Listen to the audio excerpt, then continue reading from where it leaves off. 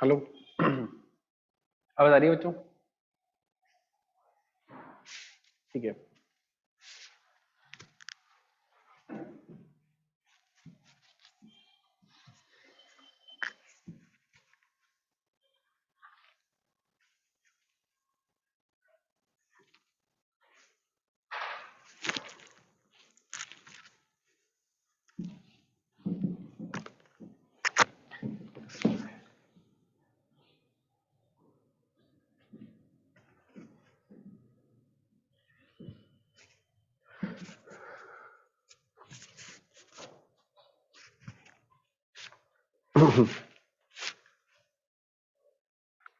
अच्छा, कुछ चीजें याद दिलाओ।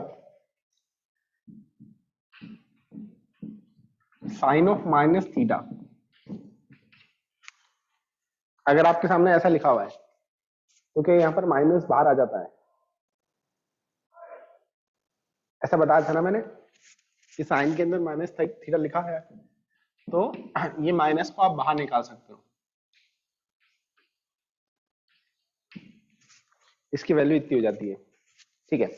फिर मैंने ये बताया था कि अगर 10 के अंदर लिखा हुआ है तो क्या होगा?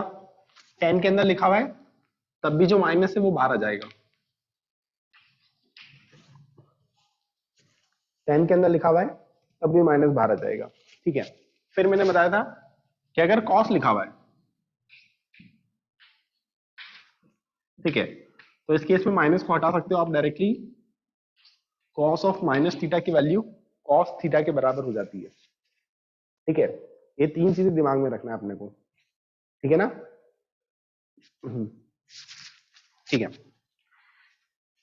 इसके बाद मैंने लास्ट क्लास में कुछ फॉर्मूला बताए थे। जैसे एक फॉर्मूला था साइन ए प्लस बी का। साइन ए प्लस बी का फॉर्मूला क्या होता है? इसका फॉर्मूला होता है साइन ए कॉस बी प्लस कॉस ए साइन बी। ठीक है। ये होता है sine of A plus B का फॉर्मूला। ठीक है। अब इस फॉर्मूले की हेल्प से क्या हो भाई? नहीं। ठीक है। इस फॉर्मूले की हेल्प से क्या आप साइन 75 डिग्री की वैल्यू निकाल सकते हो?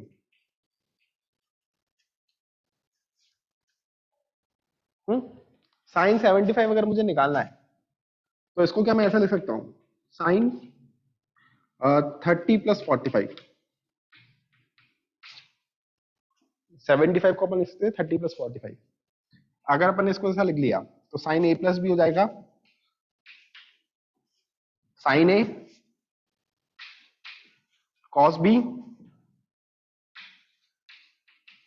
प्लस कॉस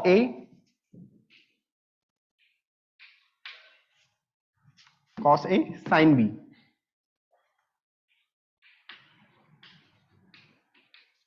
ठीक है, अब इसके अंदर वैल्यू पुट कर देंगे। ठीक है, साइन 30 की वैल्यू होती है 1/2, कॉस 45 हो जाएगा 1/√2, कॉस 30 होता है √3/2 और ये हो जाएगा 1/√2। ठीक है, यहां पर 2√2 डिनोमिनेटर में जो आ रहा है उसको कॉमन ले लेंगे, अंदर एक √3 बचेगा और एक 1 बचेगा, तो ये आ जाएगी साइन 75 की वैल्यू। ठीक है, सिमिलरली अपने पास एक और फॉर्मूला होता है sine of a minus b का। Sine of a minus b का फॉर्मूला होता है साइन ए कॉस बी माइनस कॉस ए साइन बी। ठीक है, इस फॉर्मूले के हिसाब से क्या आप साइन 15 डिग्री की वैल्यू निकाल सकते हो? साइन 15 को लिख लेंगे साइन 45 डिग्री माइनस 30 डिग्री। ठीक है, इसको सॉल्व करो तो आगे, पहले ये नोट कर लो, उसके बाद उसको सॉल्व करो।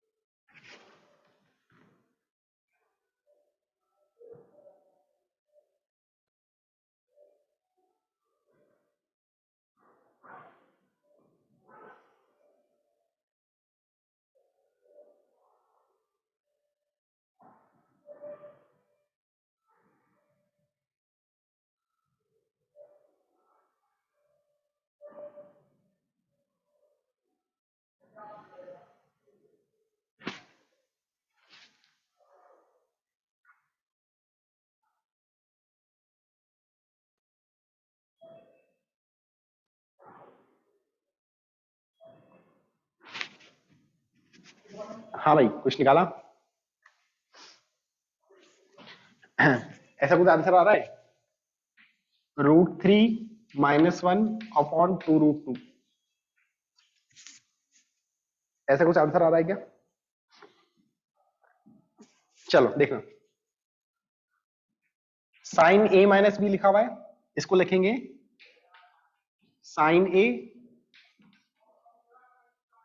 कॉस बी माइनस कॉस ए साइन बी। साइन ए कॉस बी माइनस कॉस ए साइन बी।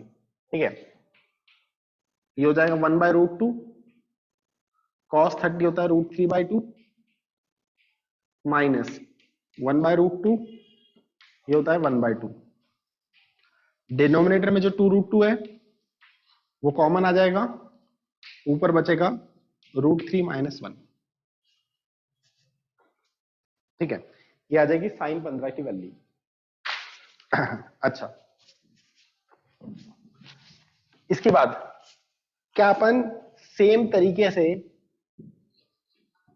cos 15 की वैल्यू भी निकाल सकते हैं?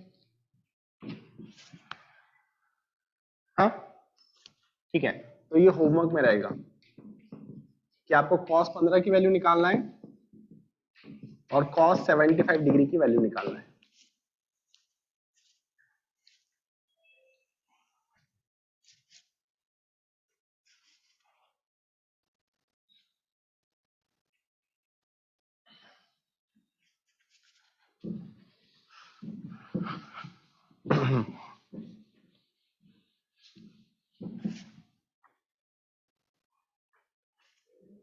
पुष्कर, हाँ बेटा। सर आपने जो फॉर्मूला बताया वो तो साइन ए प्लस बी और साइन ए माइनस बी है, तो अपन कॉस की वैल्यू कैसे निकालेंगे? cos का भी तो फॉर्मूला बताया था मैंने, सर तो cos मैं a प्लस प्रेजेंट बी का फॉर्मूला। सर मैं कल आखिरी में प्रेजेंट नहीं था इसलिए। तो अब मैं क्या करूं बताओ? आखिर में प्रेजेंट क्यों नहीं थे? सर वो इंटरनेट खत्म हो गया था। ध्यान रखो उसका। तुम्हें मैनेज करना है यार ये चीजें तो, है ना? और अभी तो 2 ही क्लास लग रही है, इसके बाद ये मैथ्स की क्लास भी चालू हो जाएगी जल्दी, तो फिर तब तुम्हें मैनेज करना होगा, तो उसका ध्यान रखो। ठीक है, और मैंने सारे फॉर्मूले साथ में ही लिखवाए थे। अगर तुमने साइन का फॉर्मूला लिखा होगा तो कॉस का फॉर्मूला भी लिखा ही होगा। सर साइन का तो मैंने अभी देखा था। अच्छा, ठीक है, तो मैं बचे हुए फॉर्मूला भी बता देता हूँ। ठीक है, कॉस ए प्लस बी का जो फॉर्मूला होता है वो होता है cos A cos b minus sign A sine B. ठीक है, जब ए प्लस बी होता है ना यहां पर, तो यहां पर एक माइनस आता है। ठीक है, similarly cos A minus b का फॉर्मूला अगर मैं लिखूंगा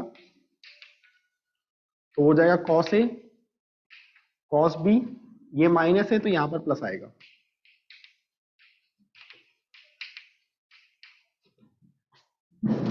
ठीक है, इसके बाद मैंने कुछ फॉर्मूले और बताए थे, वो फॉर्मूले भी लिख देता हूं मैं। जैसे मैंने साइन टू थीटा का फॉर्मूला बताया था। साइन टू थीटा का फॉर्मूला होता है 2 साइन थीटा कॉस थीटा, ये होता है साइन टू थीटा का फॉर्मूला। ठीक है, और एक और होता है cos two theta. Cos two theta का फॉर्मूला होता है 2 कॉस स्क्वायर थीटा -1, या फिर 1 - 2 साइन स्क्वायर थीटा, या फिर cos square theta minus sine square theta. सारे फॉर्मूले याद रखना है।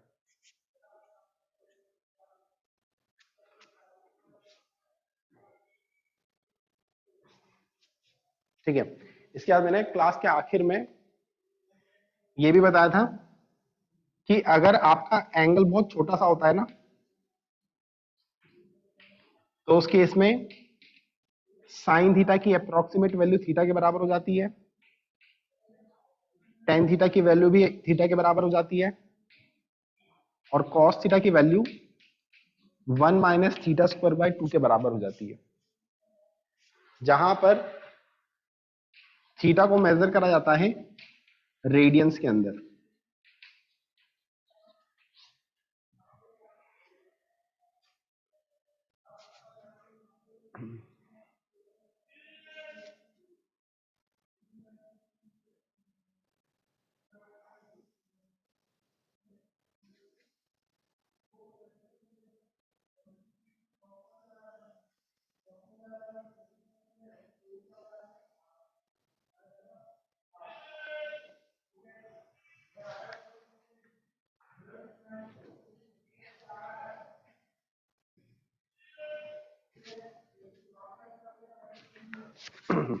चलो,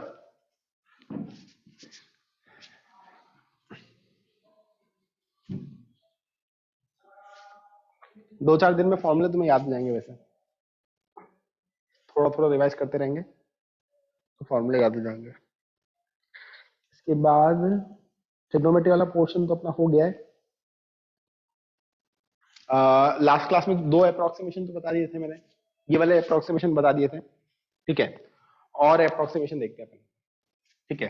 सबसे ज्यादा यूज होने वाला अप्रोक्सीमेशन है, इसको बोलते हैं binomial approximation. Binomial approximation,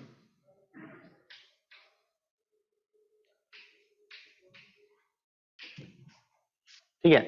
binomial approximation क्या बोलता है कि अगर आपके पास ऐसा कुछ लिखा हुआ है 1 plus X to the power n, अगर आपके पास इस तरह से एक एक्सप्रेशन है जिसमें ये जो टर्म है ना x, इस x की वैल्यू 1 से बहुत ज्यादा छोटी होना चाहिए, ठीक है। अगर आपके पास इस तरह का एक्सप्रेशन है इसमें x की वैल्यू 1 से बहुत ज्यादा छोटी है, तो उस केस में इसकी अप्रोक्सीमेट वैल्यू 1 प्लस nx के बराबर हो जाती है। 1 प्लस एक्स की पावर n, इसकी वैल्यू हो जाती है 1 प्लस nx के बराबर, ठीक है। एग्जाम्पल,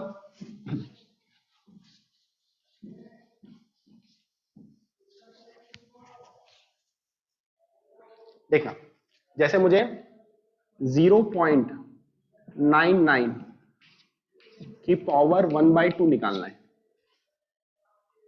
0.99 की पावर 1/2 निकालना है, ठीक है। तो क्या मैं 0.99 को ऐसा लिख सकता हूं, 1 प्लस नेगेटिव के साथ 0.01,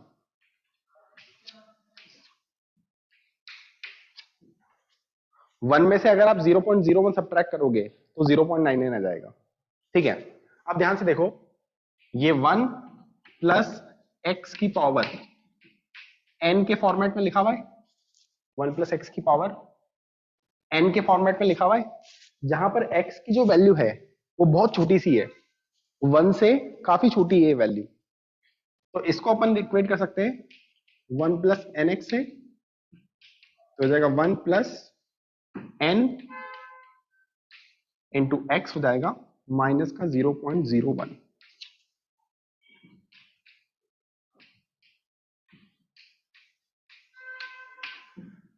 इसको सॉल्व करोगे तो आ जाएगा 0.995,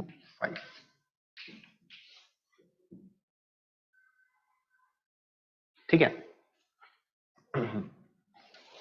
अच्छा, देखना यहाँ पर एक और एग्जांपल देख लो, जैसे मुझे 1001 की पावर 1/2 निकालना है, इसकी पावर 1/2 निकालना है, ठीक है। तो देखना मैं कैसे निकाल रहा हूं, इसको मैं लिख सकता हूं 10,000 प्लस 1 की पावर 1/2, लिख लिया, ठीक है।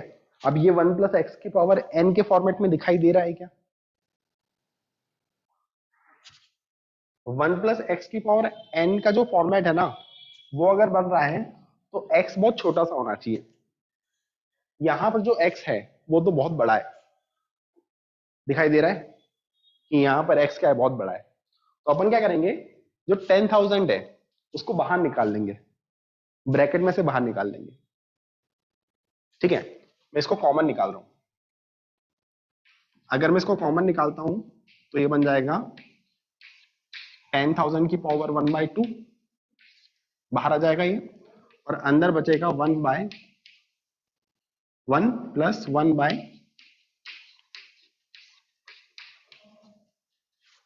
ये बात समझ में आती है क्या, कि जब मैं 10,000 यहां से कॉमन निकालूंगा तो यहां पर 1 बचेगा और यहां पर 1 के अपॉन में 10,000 आ जाएगा, ठीक है। और पूरे पे रूट था तो वो उसके साथ में आ जाएगा। अब इसके रूट की वैल्यू हो जाएगी 100 के बराबर, और अगर आप उस टर्म को देखोगे तो ये 1 प्लस एक्स की पावर n लिखा हुआ है, जहां पर x की वैल्यू बहुत छोटी सी है। दिख रहा है क्या आपको? ये 1 प्लस एक्स की पावर n के फॉर्मेट में लिखा हुआ है, तो इसको अपन लिख लेंगे 1 प्लस n इंटू एक्स। ठीक है, तो यहां से अपन रिक्वायर्ड वैल्यू निकाल सकते हैं। ठीक है,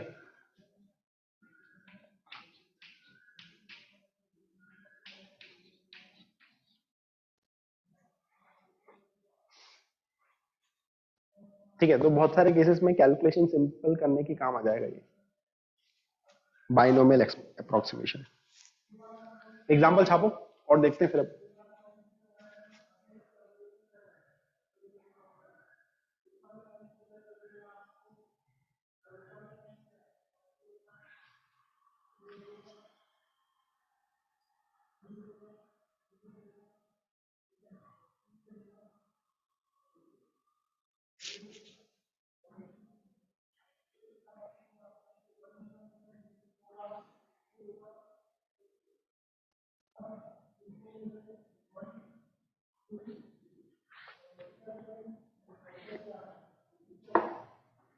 किसी को भी अगर कोई भी डाउट होना तो हाथ रेस करके पूछ लेना, नहीं तो मैसेज कर देना, कोई भी डाउट हो।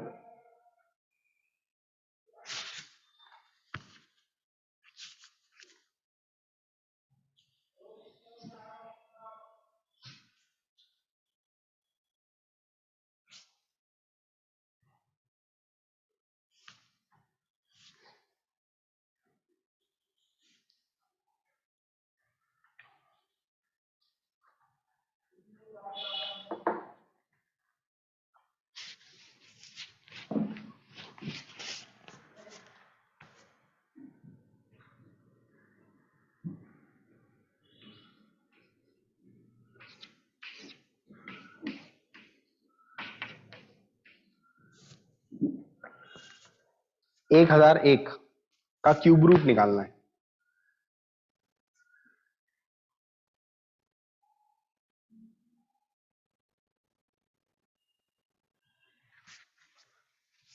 एक 1001 की पावर 1/3 लिखा हुआ है, वो क्यूब रूट निकालना है।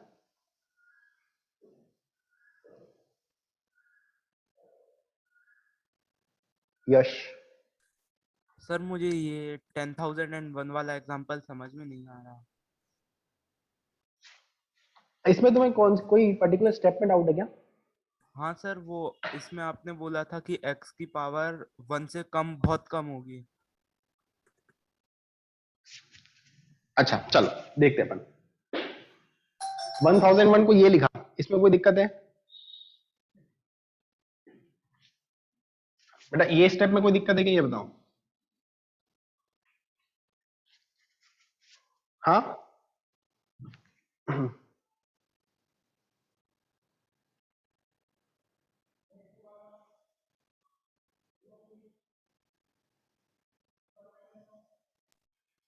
Yes unmute sir. करो।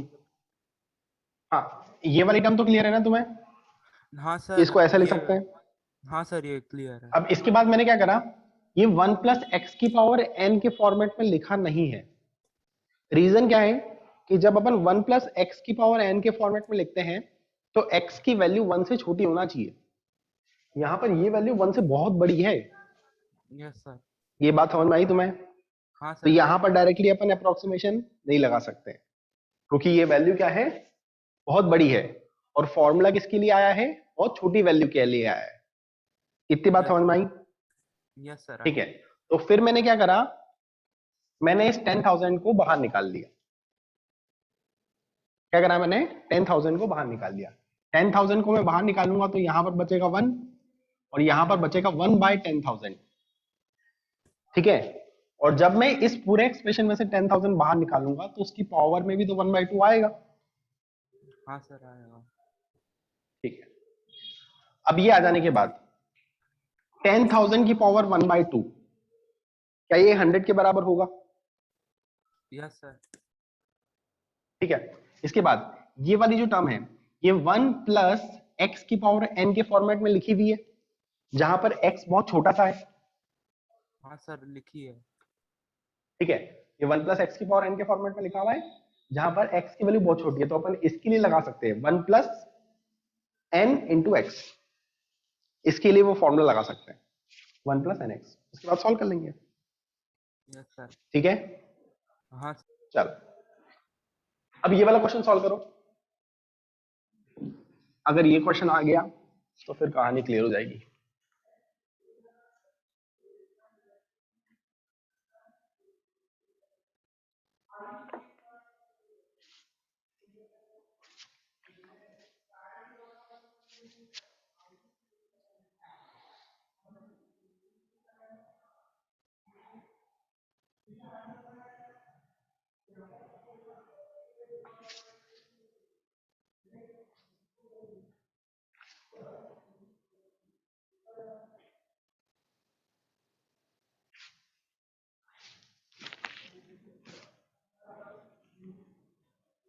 जल्दबाजी नहीं।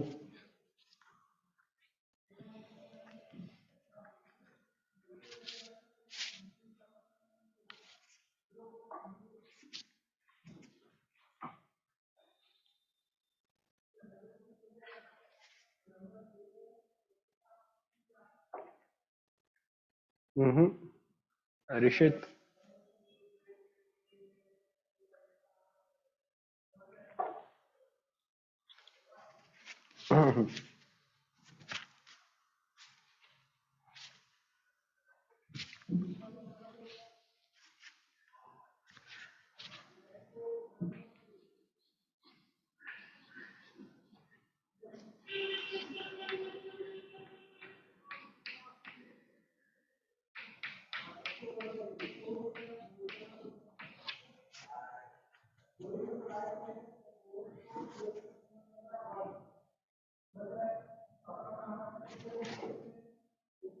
वैष्णवी।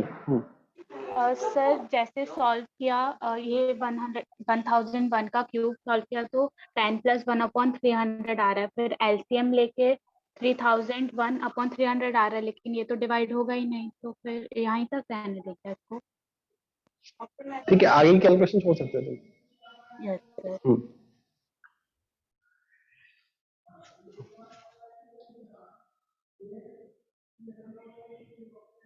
मैंने बोर्ड पे आंसर लिखा हुआ है, वेरीफाई कर सकते हो तुम लोग। क्या यही आंसर आ रहा है?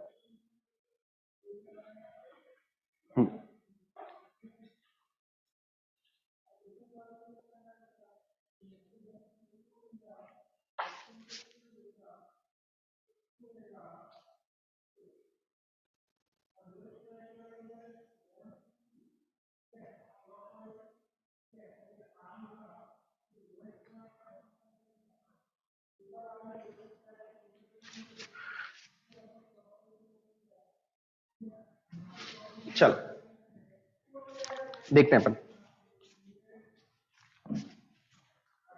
देखना, हाँ 1001 की पावर 1/3 को लिख सकता हूं 1000 प्लस 1 की पावर 1/3। अभी ये 1 प्लस एक्स की पावर n के फॉर्म में लिखा हुआ है क्या? अभी ये 1 प्लस एक्स के पावर n के फॉर्म में नहीं लिखा हुआ है, क्योंकि x की वैल्यू बहुत बड़ी है। x की वैल्यू क्या है? बहुत बड़ी है, तो अपन डायरेक्टली यहां पर अप्रोक्सीमेशन नहीं लगाएंगे। अपन इसके बदले में क्या करेंगे, अपन इस 1000 को कॉमन ले लेंगे। ठीक है, 1000 को अगर मैं कॉमन ले लेता हूं तो यहां पर बचेगा 1, यहां पर बचेगा 1/1000, उसकी पावर 1/3 लिखा हुआ है, और 1000 कॉमन लिया है तो 1000 की पावर 1/3 बाहर आ जाएगा। ठीक है, अब 1000 की पावर 1/3 अगर मैं निकालता हूं तो ये बेसिकली लिखा हुआ है 10 की पावर 3, और उसकी पावर लिखी हुई है 1/3। 3 से 3 कैंसिल हो जाएगा, तो ये वैल्यू तो हो जाएगी 10 के बराबर।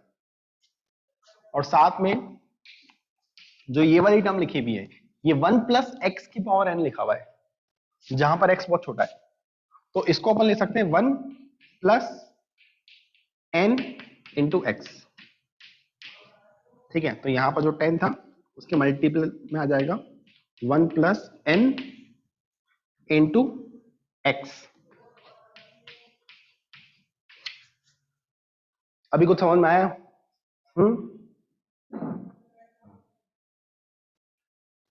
मुझे बताओ कितने लोगों को बिल्कुल पक्का समझ में आ गया अभी है कि क्या कर रहे हैं अपन?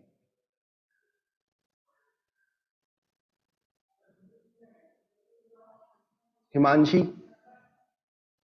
क्लियर है ये?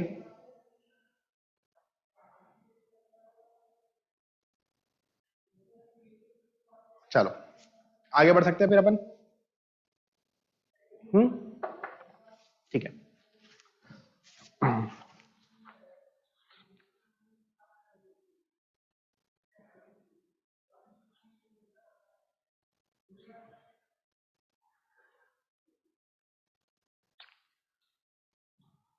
ये अप्रोक्सीमेशन पढ़ने के बाद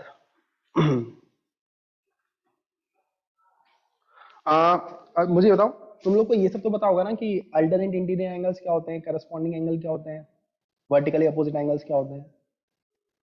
ठीक है, थोड़ा बहुत ये पता होना चाहिए, है ना। देखिए ये अपन आगे चल के यूज करेंगे। ठीक है, इसके बाद थोड़ा सा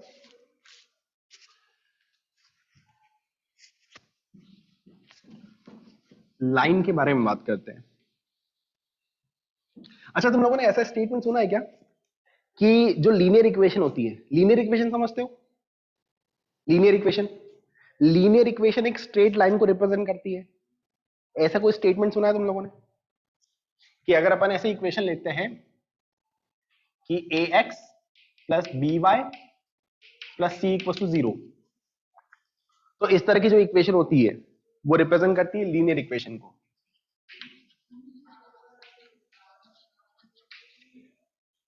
ये इक्वेशन रिप्रेजेंट करती है लीनियर इक्वेशन को। ठीक है, और अगर अपन इसको प्लॉट करेंगे तो एक स्ट्रेट लाइन बनेगी। ठीक है, तो बेसिकली जो लीनियर इक्वेशन होती है वो क्या करती है, एक स्ट्रेट लाइन को रिप्रेजेंट करती है। ठीक है, हम ऐसा बोल सकते हैं कि जो लीनियर इक्वेशन है that represents a straight line.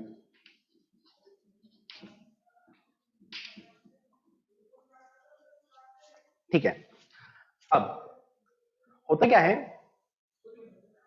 कि जैसे ये अपनी एक लाइन है, इस लाइन का इस एक्सिस के साथ एक एंगल बन रहा होगा थीटा। इस लाइन का इस एक्सिस के साथ क्या हो रहा होगा, एक एंगल बन रहा होगा थीटा। ठीक है, तो अगर मैं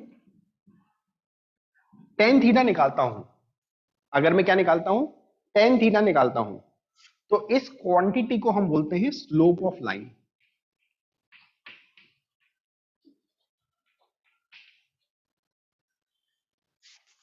ठीक है, अगर अपन tan थीटा निकालते हैं तो tan थीटा क्या रिप्रेजेंट करता है, लाइन के स्लोप को रिप्रेजेंट करता है। क्या आपको ये बात समझ में आती है कि स्ट्रेट लाइन है, वो यहां पर कुछ एंगल बना रही है, अगर मैं tan थीटा निकालता हूं तो वो क्या रिप्रेजेंट करता है, लाइन के स्लोप को रिप्रेजेंट करता है। ठीक है, अब यहां पर क्या होता है ना कि अगर आपका स्लोप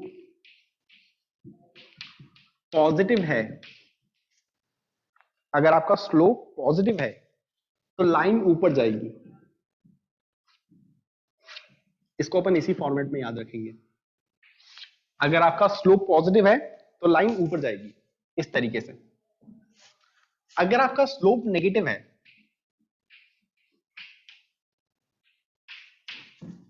अगर आपका स्लोप नेगेटिव है तो लाइन ऐसी जाएगी।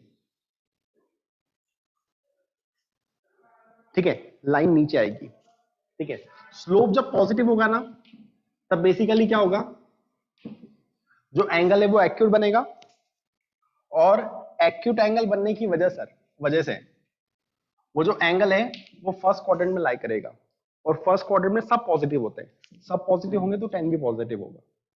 और ये पॉजिटिव होने की वजह से स्लोप पॉजिटिव आता है। ठीक है, जबकि अगर इस तरह की लाइन है तो यहां पर जो एंगल बनता है इस डायरेक्शन में, वो एंगल ऑब्ट्यूज हो जाता है। ऑब्ट्यूज होने की वजह से वो सेकंड क्वाड्रेंट में लाई करेगा, और सेकंड क्वाड्रेंट में साइन पॉजिटिव होता है, लेकिन जो टेन थीटा होता है वो नेगेटिव होता है, और उसके नेगेटिव होने की वजह से यहां पर जो स्लोप आता है वो क्या आता है, नेगेटिव आता है। ठीक है, एक बार फिर सुन लो उसको, क्या बताया मैंने ये, कि अगर आपकी लाइन ऐसी बनी हुई है तो यहां पर जो एंगल बनेगा ये एक्यूट होगा। अगर आपकी लाइन ऐसी बनी हुई है तो यहां पर जो एंगल होगा वो ऑब्ट्यूज होगा। ठीक है, अगर अपन ASTC रूल देखें तो ASTC, यहां पर एक्यूट एंगल है तो पहले क्वाड्रेंट में एंगल होगा, 0 से 90 के बीच में एंगल लाई करेगा, और 0 से 90 के बीच में सबके सब पॉजिटिव होते हैं, तो यहां पर tan थीटा भी पॉजिटिव होगा, मतलब यहां पर स्लोप भी क्या होगा, पॉजिटिव होगा। अगर आप इस लाइन के बारे में बात करते हो तो यहां पर जो एंगल बन रहा है वो बन रहा है ऑब्ट्यूज। ऑब्ट्यूज एंगल का मतलब वो 90 से 180 के बीच में लाई करेगा, और अगर 90 से 180 के बीच में एंगल है तो वो सेकंड क्वाड्रेंट में आ गया। सेकंड क्वाड्रेंट में साइन पॉजिटिव होता है, बाकी सब नेगेटिव होता है, तो यहां पर ये नेगेटिव होने की वजह से जो स्लोप है वो भी नेगेटिव आ जाएगा। ठीक है, और अपन तो इसको ऐसे याद रख लेंगे क्या, कि अगर लाइन ऊपर चढ़ रही है तो स्लोप पॉजिटिव है, लाइन अगर नीचे जा रही है तो स्लोप नेगेटिव है। क्या ये बात समझ में आती है? ठीक है, नोट करते जाओ उसको।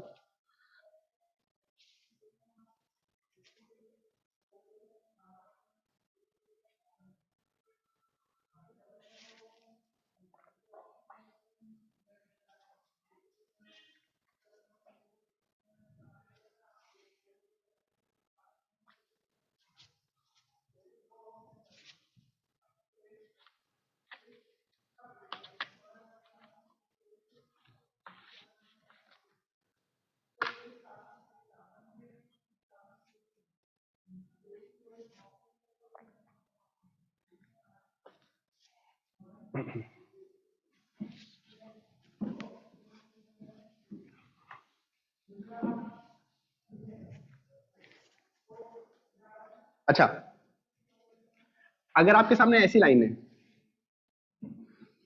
इस तरह की लाइन है, देखना यहां पर, अगर आपके पास इस तरह की लाइन है तो क्या ये लाइन एक्स एक्सिस के पैरेलल है? ये लाइन एक्स एक्सिस के पैरेलल है। अगर ये पैरेलल है ना, तो इसके और एक्स एक्सिस के बीच में जो एंगल बन रहा होगा, क्या वो एंगल 0 के बराबर होगा? पैरेलल है तो दोनों के बीच में अगर आप एंगल निकालने की कोशिश करोगे तो वो एंगल 0 के बराबर आ जाएगा। ठीक है, अगर इसके बदले में लाइन ऐसी होती तो इस लाइन का एक्स एक्सिस के साथ जो एंगल बनता वो 90 के बराबर बनता। ठीक है, तो यहां पर एंगल 90, यहां पर एंगल 0 है। अगर यहां पर मैं स्लोप निकालता हूं तो स्लोप होता है tan थीटा, tan 0 की वैल्यू 0 के बराबर हो जाएगी, है ना? ठीक है, इसके बाद यहां पर अगर अपन बात करेंगे तो यहां पर जो स्लोप है वो हो जाएगा tan थीटा के बराबर। ठीक है, और tan 90 की वैल्यू नॉट डिफाइन होती है या फिर इंफिनिटी होती है। ठीक है, तो यहां पर इस तरह की लाइन है ना, तो उसका स्लोप 0 होता है, और इस तरह की लाइन है तो उसका स्लोप इंफिनिटी होता है। ठीक है, कॉपी कर सकते हो इसको भी।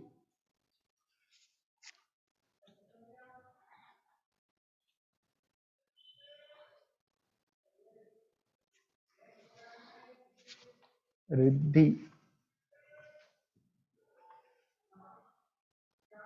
हाँ बेटा, सर आपने बताया slope tan theta equals to 0 और स्लोप tan थीटा 90, ये समझ नहीं आया।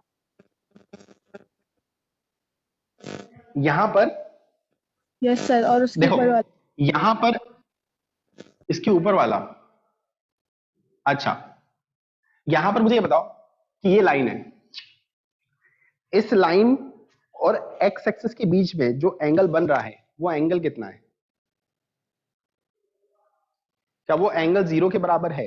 Sir yes sir. ठीक है, अगर इसका एक्स एक्सिस के साथ एंगल 0 के बराबर है तो उसके इसमें स्लोप हो जाएगा tan थीटा के बराबर, ये हो जाएगा tan 0, और tan 0 की वैल्यू 0 के बराबर होती है ना। Yes sir. ठीक है, तो यहां पर अपन बोल सकते हैं इस स्ट्रेट लाइन का स्लोप 0 हो जाएगा। अगर आप दूसरे Okay, केस में sir. देखोगे तो लाइन ऐसी है, एक्स एक्सिस के साथ एंगल बन रहा है 90 के बराबर, तो स्लोप हो जाएगा tan 90, और tan 90 की वैल्यू इंफिनिटी होती है, उस वजह से इसका स्लोप हो जाएगा इंफिनिटी। क्लियर है ये? Okay, sir. Yes, sir. ठीक है,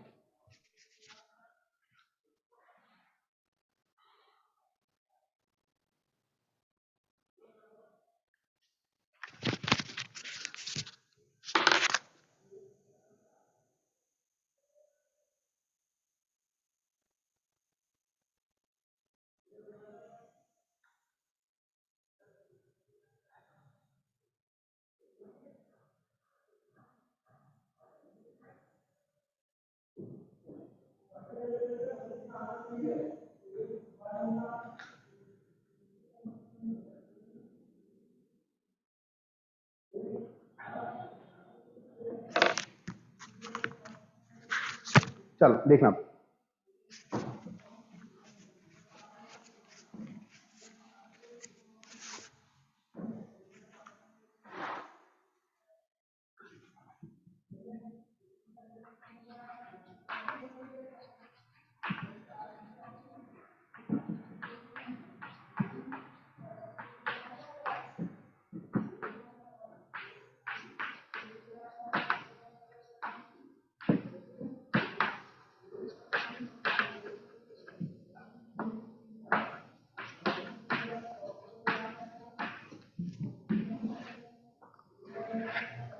देखना अपने पास है ना इस तरह की एक स्ट्रेट लाइन है,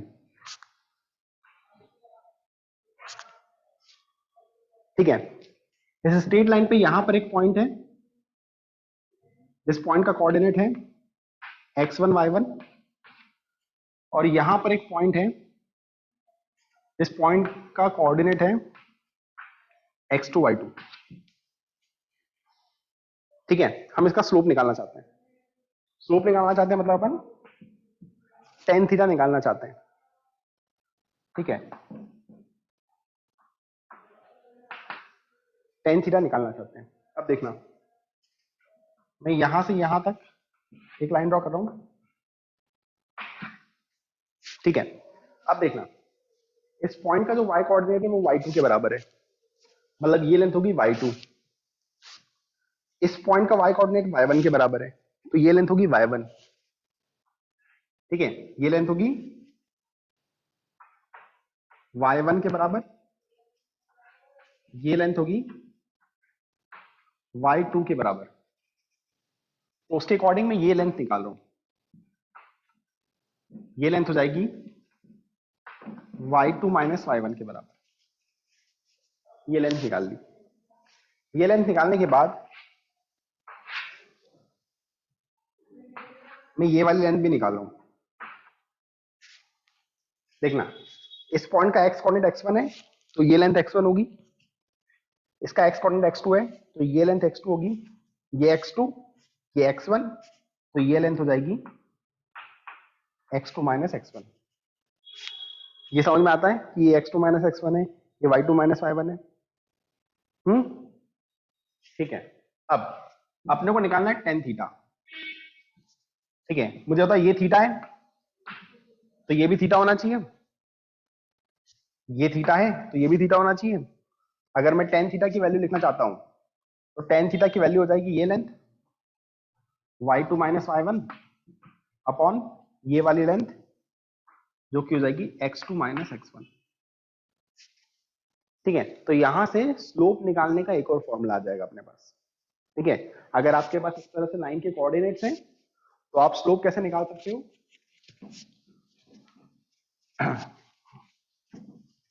स्लोप आप निकाल सकते हो इस फॉर्मूले से, slope equals to y2 minus y1 upon x2 minus x1।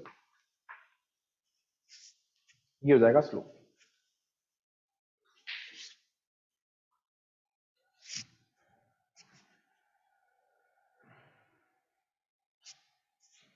यहां पर करा क्या था, 2 पॉइंट्स माने थे x1 y1 x2 y2। ठीक है, ये लाइन थी, अपने को स्लोप निकालना था, tan थीटा निकालना था। तो tan थीटा निकालने के लिए मैंने क्या करा, ये लेंथ और ये लेंथ को डिवाइड कर दिया। ये लेंथ अगर अपन निकालेंगे तो ये लेंथ हो जाएगी y2 माइनस y1 के बराबर, और अगर अपन ये लेंथ निकालेंगे तो हो जाएगी x2 माइनस x1 के बराबर। ठीक है, तो tan थीटा हो जाएगा ये लेंथ बाई ये length, y2 minus y1 upon x2 minus x1। तो यहां से स्लोप का फॉर्मूला आ जाएगा। ठीक है, ये फॉर्मूला अपन याद रखेंगे।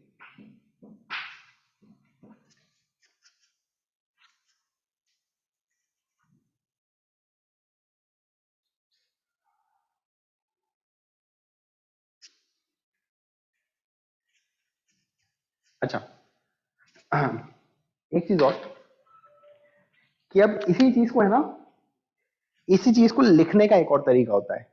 वो तरीका क्या है, y2 माइनस y1 को अपन बोल सकते हैं चेंज इन y।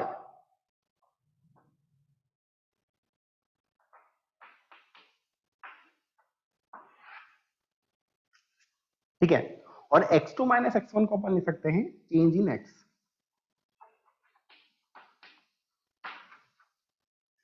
ठीक है, जो चेंज है ना उसको रिप्रेजेंट करा जाता है डेल्टा से।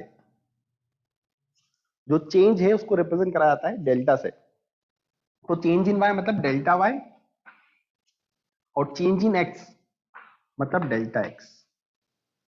तो यहां से जो स्लोप है वो हो जाएगा delta y by delta x।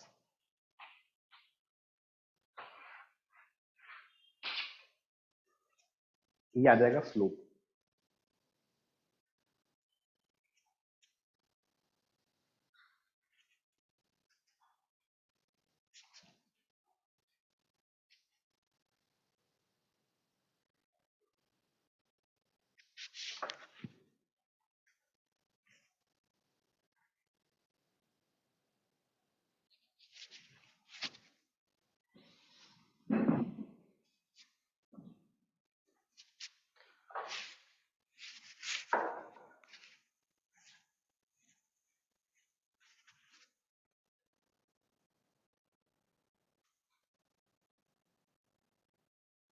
मुझे बताओ कि ये दिमाग में रहेगा कि नहीं रहेगा, स्लोप।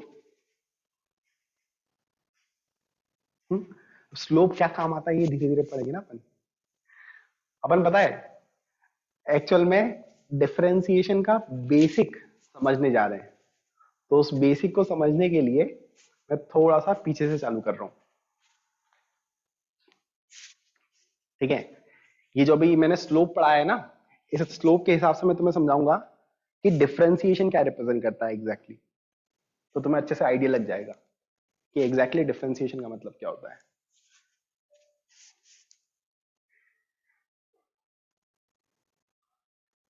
ठीक है, तो स्लोप के बारे में क्या क्या पॉइंट अपने दिमाग में रहेंगे। एक तो स्लोप होता है टेन थीटा। जैसे ही कोई इंसान आपके सामने बोले स्लोप, तो दिमाग में क्या आना चाहिए, टेन थीटा। ठीक है, दूसरी चीज क्या दिमाग में आना चाहिए कि स्लोप होता है y2 minus y1 upon x2 minus x1। इतना दिमाग में रहेगा। चलो, अब अगर आपको लाइन की इक्वेशन दे रखी है, मतलब आपको लीनियर इक्वेशन दे रखी है ax plus B Y plus C equal to 0, तो उसका स्लोप कैसे निकालेंगे। अगर आपको लाइन की इक्वेशन दे रखी है तो उसका स्लोप कैसे निकालेंगे ये देखने वाले हैं। पहले ये बताओ, ये कॉपी कर लिया क्या, कॉपी कर लिया ये, ठीक है। अब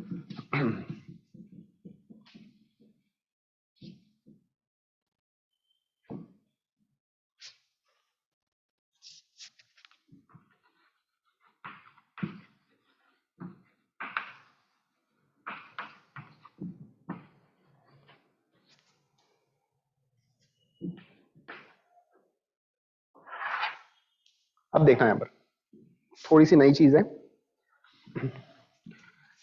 जैसे अभी तक तो तुम लीनियर इक्वेशन को किस फॉर्मेट में लिखते थे, ax plus B Y plus C equal to 0 के फॉर्मेट में, ठीक है। लेकिन अब क्या है ना, जो लाइन है, लाइन की इक्वेशन का जो स्टैंडर्ड फॉर्मेट होता है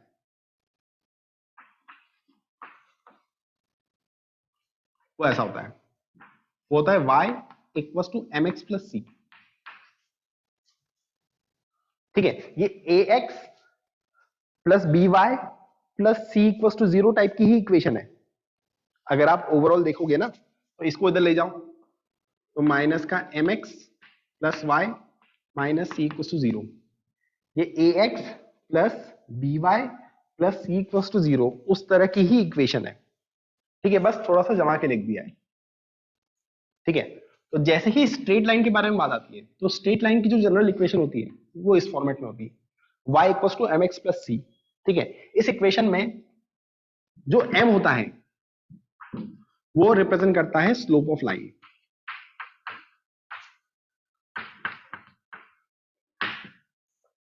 वो रिप्रेजेंट करता है स्लोप ऑफ लाइन। अब अगर आपको कोई भी इक्वेशन दे दी, मैंने इक्वेशन दे दी 4x या 4y equals to 3x plus 2, ये इक्वेशन दे दी, और मैंने बोला कि इस इक्वेशन की हेल्प से आप स्लोप निकालो। इस इक्वेशन की हेल्प से अपन क्या निकालेंगे, स्लोप निकालेंगे, ठीक है। तो स्लोप निकालने के लिए क्या करना है अपने को, इस इक्वेशन को ऊपर वाली इक्वेशन के फॉर्मेट में लेके आना है, ठीक है। इसको इस फॉर्मेट में लाना है ना, तो हमें क्या करना पड़ेगा, y के कोफिशिएंट को 1 बनाना पड़ेगा, ठीक है। तो यहां पर y के कोफिशिएंट को 1 बनाने के लिए जो 4 था उसको नीचे उतार रहा हूं, तो ये हो जाएगा y equal to 3/4x plus 2/4। अब अगर आप कंपेयर करोगे y equal to m x plus c से, तो यहां से जो स्लोप है उसकी वैल्यू पता लग जाएगी कितनी, 3/4। कुछ समझ में आया, आइडिया लगा क्या बता रहा हूं मैं? फिर से एक बार समझ लो कि जो लाइन है उसकी इक्वेशन होती है y equal to m x plus c. अगर आपको कोई इक्वेशन दे रखी है और आपसे बोला कि स्लोप निकाल लो, तो आप क्या करोगे, इस इक्वेशन को इस फॉर्मेट में लाने की कोशिश करोगे, और फिर ये टर्म स्लोप को रिप्रेजेंट करेगा, ठीक है। ये छापो, एक एग्जांपल देता हूं मैं।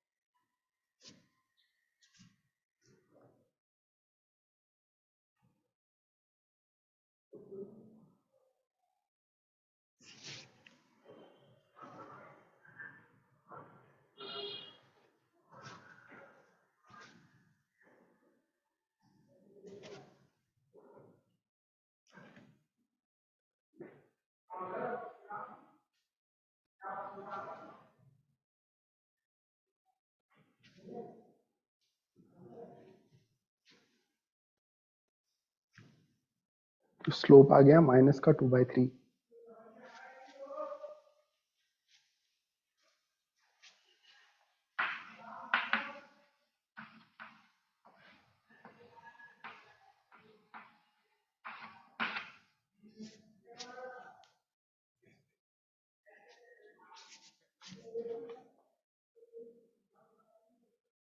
श्लोक का आंसर आ गया, ठीक है।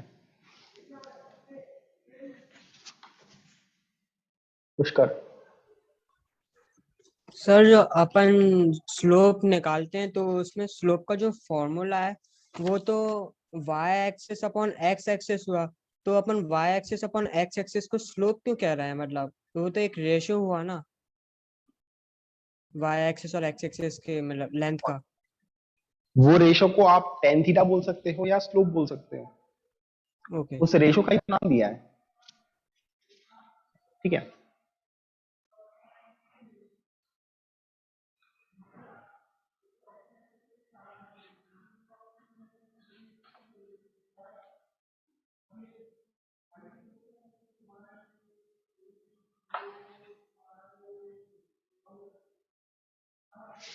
ये वाला क्वेश्चन देखें, देखना, ये इक्वेशन दे रखी है, मैं जो 2x है उसको उधर लेके जा रहा हूं, तो वहां पर जाएगा तो माइनस का 2x हो जाएगा, ये +4 लिखा हुआ है, वहां पर जाएगा तो -4 हो जाएगा। ये हो जाने के बाद 3 से 3 को नीचे उतार रहा हूं, तो ये हो जाएगा माइनस का 2/3x और ये हो जाएगा माइनस का 4/3। अब अगर आप देखोगे तो ये y equals to mx plus c इस फॉर्म में इक्वेशन लिखी हुई है। अगर आप कंपेयर करोगे तो m की वैल्यू माइनस का 2/3 दिखाई देगी और m ही क्या होता है, अपना स्लोप होता है। m ही क्या होता है, अपना स्लोप होता है। बात समझ में आई?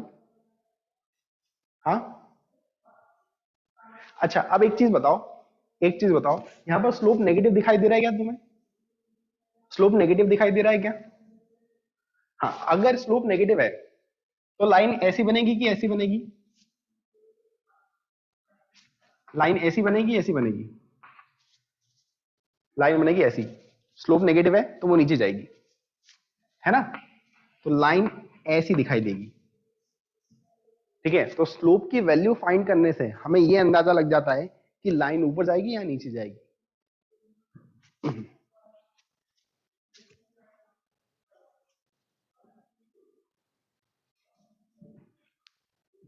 इस पे और सवाल कराने की जरूरत है क्या?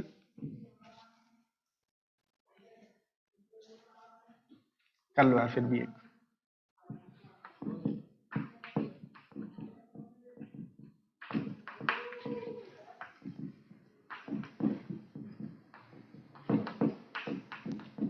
इसका स्लोप निकालो तो।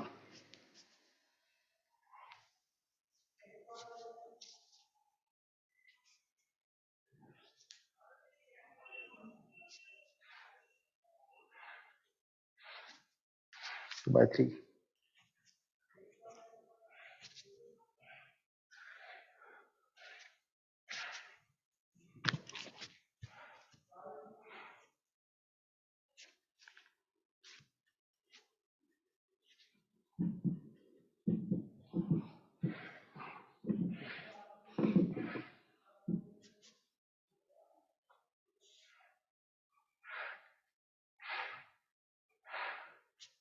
अच्छा आप तुम लोग को बताता हूँ मैं ये सब क्या क्यों कर रहे हैं ये सब, ठीक है।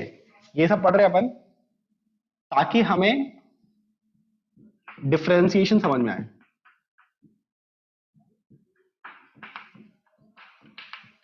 ये सब सिर्फ इसलिए पढ़ रहे हैं ताकि आगे चल के अपने को डिफरेंशिएशन समझ में आए कि डिफरेंशिएशन क्या होता है। और अगर अपने को डिफरेंशिएशन समझ में आ गया ना, तो उसको समझने के बाद मैं कुछ भी इक्वेशन दे दूं आपके सामने, आप डिफरेंशिएशन की हेल्प से ना उसका ग्राफ प्लॉट कर सकते हो। उसका ग्राफ बहुत इजीली प्लॉट कर सकते हो। आपको पॉइंट्स नहीं निकालना पड़ेंगे कि x की वैल्यू डाली, y की वैल्यू निकाली, फिर यहाँ पर एक डॉट बनाया, फिर x की वैल्यू निकाली, y की वैल्यू निकाली, डॉट बनाया और फिर उसको ज्वाइन करके ग्राफ बना रहे हैं। आपको वो नहीं करना पड़ेगा, ठीक है। तो डिफरेंशिएशन सीख जाएंगे अगर अपन, तो अपने को ग्राफ बहुत अच्छे से समझ में आ जाएंगे कि ग्राफ को कैसे एनालाइज करना है, ग्राफ को कैसे बनाना है। तो ये सारा ताम झाम उसके लिए समझ रहे हैं, ठीक है। इसका स्लोप आसान है। यहां पर जो 2x है माइनस में लिखा हुआ उधर जाएगा प्लस में, ये भी उधर जाएगा प्लस में, यहां पर बचेगा 3y, 3 को नीचे उतारो, ठीक है। तो ये equation y equals to mx plus c के फॉर्मेट में लिखी हुई है। m की वैल्यू हो जाएगी 2/3 के बराबर, और m की वैल्यू मुझे यहां पर पॉजिटिव दिखाई दे रही है, और पॉजिटिव स्लोप है। पॉजिटिव स्लोप का मतलब ग्राफ ऊपर जाएगा। ये बात समझ में आई? ठीक है।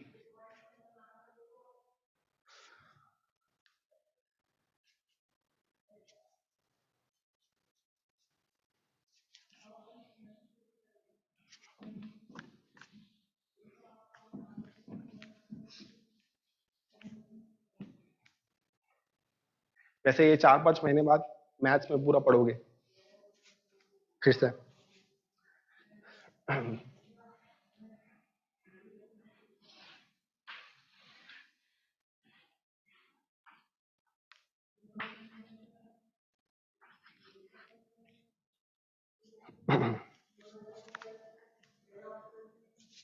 यहाँ पर देखो,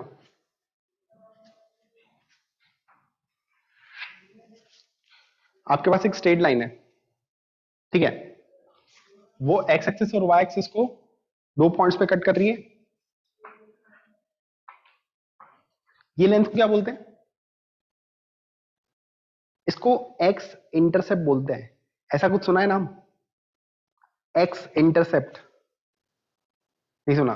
ठीक है, तो अब समझ लो कि एक स्ट्रेट लाइन है, वो एक्स एक्सिस को यहां पर कट कर रही है, ये वाली लेंथ को बोलेंगे एक्स इंटरसेप्ट।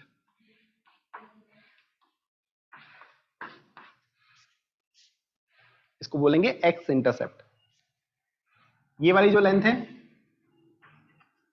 उसको बोलेंगे वाई इंटरसेप्ट।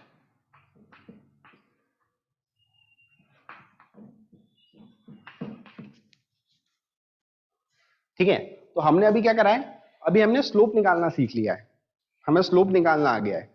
ठीक है, स्लोप अलग अलग तरीके से निकाल सकते हैं। अगर एंगल पता हो तो tan थीटा से, अगर कोऑर्डिनेट्स पता है तो y2 minus y1 upon x2 minus x1 से, और अगर लाइन की इक्वेशन पता है तो इस तरीके से। स्लोप निकालना सीख लिया है। अब अपना एम होगा इंटरसेप्ट निकालना सीखना। हम चाहते हैं कि हमें इंटरसेप्ट की वैल्यू पता लग जाए, तो वो कैसे पता करेंगे ये देखना है। ठीक है, पहले ये बना लो डायग्राम और लिख लो, इसको एक्स इंटरसेप्ट बोलते हैं, इसको वाई इंटरसेप्ट बोलते हैं।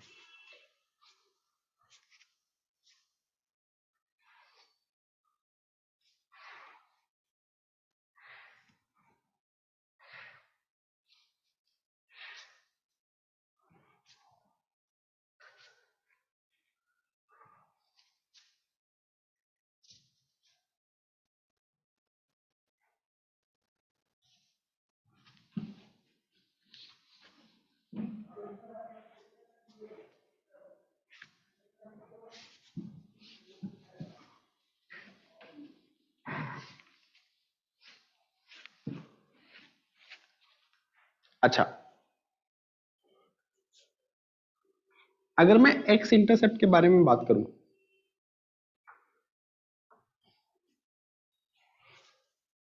अगर मैं एक्स इंटरसेप्ट के बारे में बात करूं तो यहां पर y कोऑर्डिनेट कितना होगा? क्या y कोऑर्डिनेट 0 होगा? y में तो अपन ऊपर गए नहीं, y में तो ऊपर अपन गए नहीं, तो यहां पर कुछ x कोऑर्डिनेट आएगा और y कोऑर्डिनेट हो जाएगा 0 के बराबर। y कोऑर्डिनेट आ जाएगा 0 के बराबर। अगर अपन इस पॉइंट के बारे में बात करेंगे तो इस पॉइंट का x कोऑर्डिनेट कितना आएगा? अगर आप इस पॉइंट को देखोगे ना तो आप x में तो आगे बढ़े ही नहीं हो। अगर अपन इस पर्टिकुलर पॉइंट के बारे में बात करें तो इस पॉइंट के लिए आप x में तो आगे बढ़े ही नहीं हो, तो x कोऑर्डिनेट तो 0 ही रह जाएगा। x कोऑर्डिनेट तो 0 ही रह जाएगा, y कोऑर्डिनेट कुछ ना कुछ आ जाएगा। y कोऑर्डिनेट कुछ ना कुछ आ जाएगा। ये बात समझ में आती है? एक बार और समझ लो उसको। क्या बताया मैंने?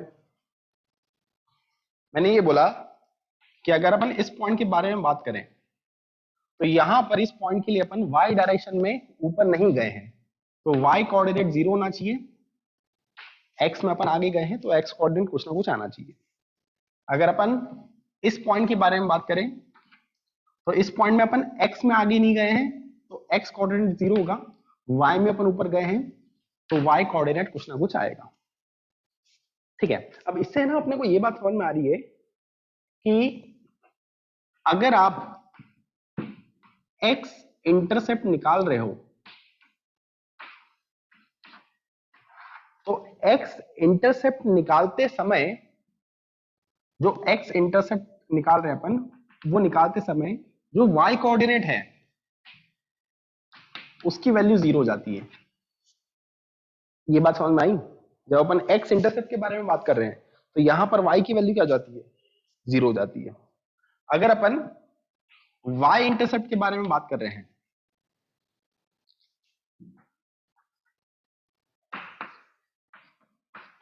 अगर अपन y इंटरसेप्ट के बारे में बात कर रहे हैं तो y इंटरसेप्ट के केस में x की वैल्यू क्या हो जाती है? 0 हो जाती है। y इंटरसेप्ट के केस में x की वैल्यू हो जाती है 0 के बराबर। ठीक है, चलो अब देखना एग्जांपल लेते हैं अपन। अपने को इक्वेशन दे रखी है 2x plus 3y minus 6 equals to 0। ये इक्वेशन दे रखी है और अपने को क्या करना है? अपने को x इंटरसेप्ट निकालना है।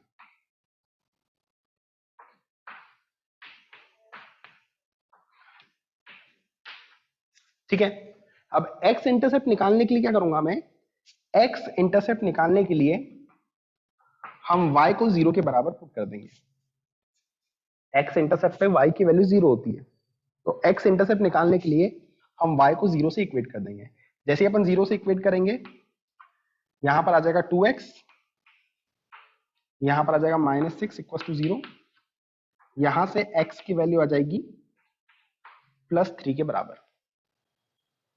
ठीक है, इसका मतलब क्या है कि इसके लिए जो x इंटरसेप्ट है वो प्लस 3 के बराबर है ना? अब अगर मुझे y इंटरसेप्ट निकालना है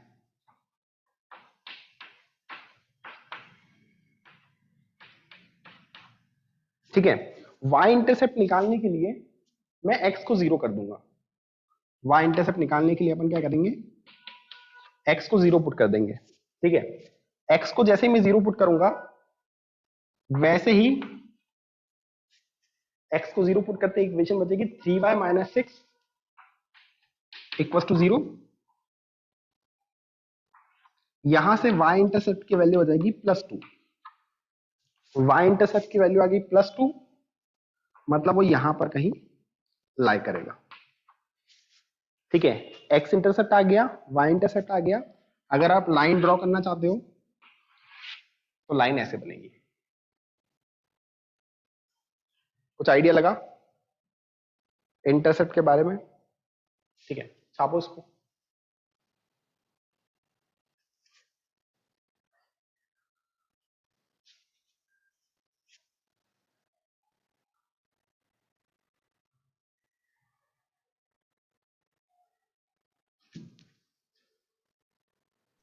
नंदनी सर जो इंटरसेप्ट होता है वो तो डिस्टेंस होता है ना ओरिजिन से। ओरिजिन से डिस्टेंस बोल सकते हो या आप कोऑर्डिनेट भी बोल सकते हो, कोई दिक्कत नहीं है। डिस्टेंस बोल सकते हो या कोऑर्डिनेट भी बोल सकते हो, कोई दिक्कत नहीं। मतलब वो पॉजिटिव नेगेटिव दोनों हो सकता है ना? इंटरसेप्ट जो है वो पॉजिटिव नेगेटिव दोनों हो सकता है।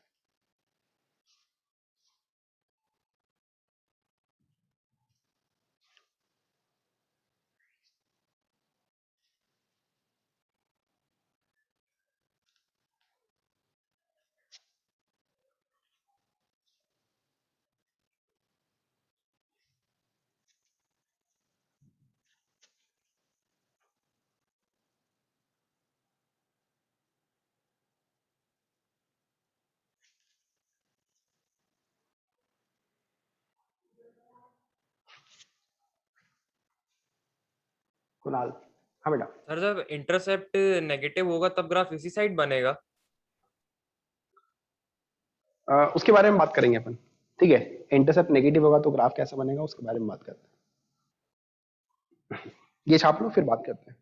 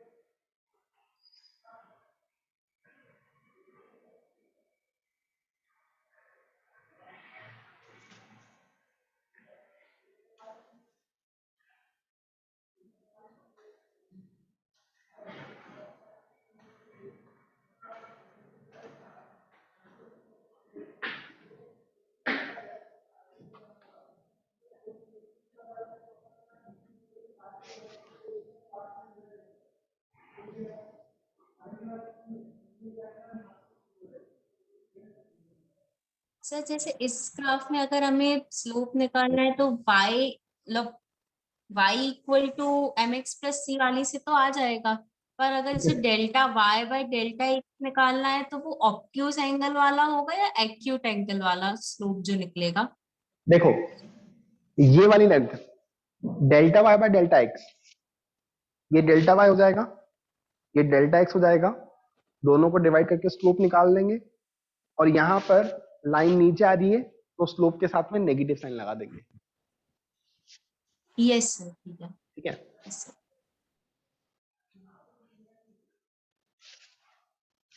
और कुछ डाउट है क्या हर्षिता? ठीक है, छाप ले ये।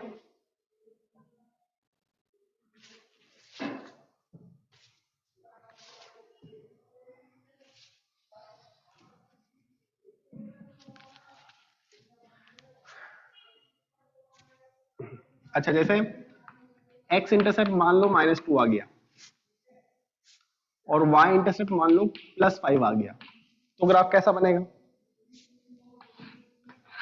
x इंटरसेप्ट -2 है, -2 यहां पर कहीं लाया करेगा। y इंटरसेप्ट +5 है तो वो यहां पर लाया करेगा, तो ग्राफ ऐसा हो जाएगा। ठीक है, अगर आपको इंटरसेप्ट पता है तो ग्राफ प्लॉट करना बहुत आसान है। ठीक है ना ये? चल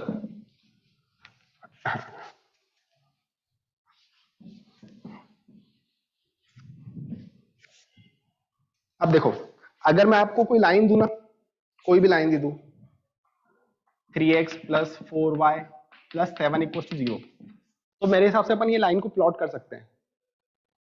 कर सकते हैं क्या? अपने को क्या करना है, अपन x इंटरसेप्ट निकाल के बैठ जाएंगे। जैसे यहां पर अगर अपन x इंटरसेप्ट निकालें, y को 0 करोगे तो x इंटरसेप्ट जो है वो आ जाएगा -7/3। तो अपन ने यहां पर x इंटरसेप्ट निकाल दिया।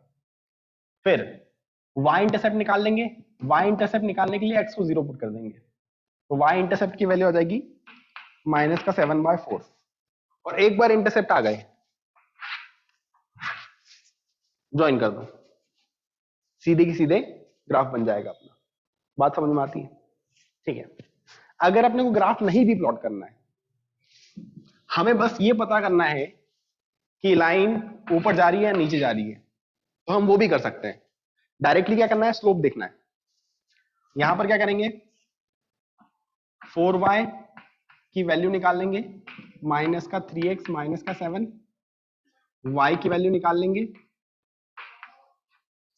y = mx + c को देखेंगे अपन, तो m की वैल्यू नेगेटिव दिखाई दे रही है, स्लोप की जो वैल्यू है वो नेगेटिव दिखाई दे रही है, और नेगेटिव स्लोप का मतलब लाइन ऐसे बनेगी। क्या आपको ये सारे पॉइंट समझ में आते हैं? ठीक है, तो यहां पर अपन ने थोड़ा सा बेसिक देख लिया स्ट्रेट लाइन से रिलेटेड। ठीक है, अब अगली क्लास में अपना डिफरेंशिएशन चालू हो जाएगा। अगली क्लास में अपन चालू कर देंगे डिफरेंशिएशन।